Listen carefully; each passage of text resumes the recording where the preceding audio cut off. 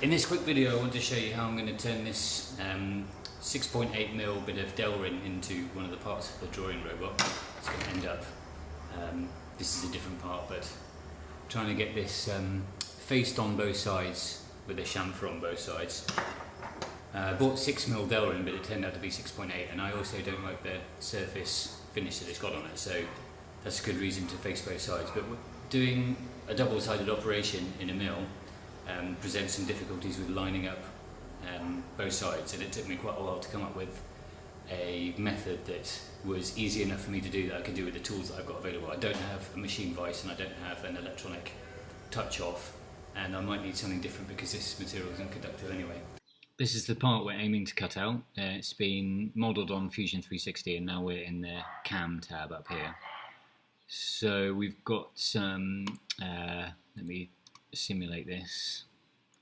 And the key thing here is, because I'm going to flip this over, I drilled this hole in the middle that I don't actually need.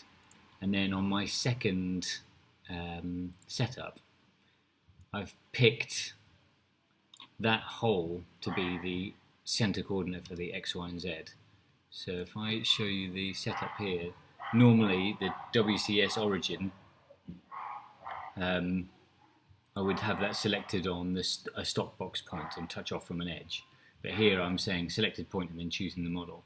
Now that does mean that my Z0 is on the face, so that's going to be below the top of the stock when I machine it. So I need to remember, when I'm touching off on the top of the stock, I need to add 0.4mm to that.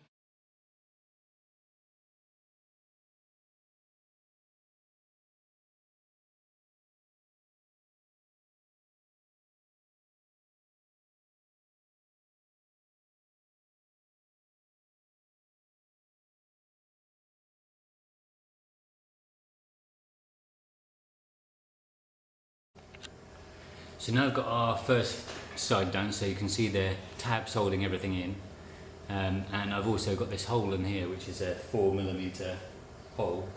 So I've got this 4mm shank here and I can put that through there to locate it. So I'm going to put that on the machine now, line up this side flat, drop that in, make sure that it's in the correct orientation flat-wise this way, and then clamp it down, set touch off 0, 0 here, and then lift this out and change it for the actual bit that I'm going to use.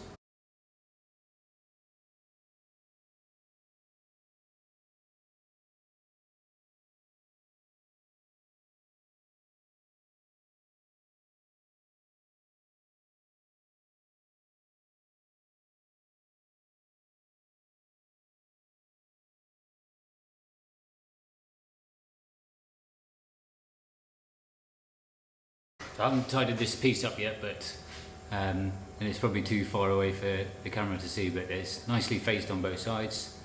It's got a nice chamfer that lines up on all the features. The acid test is whether it fits nicely to the mating component.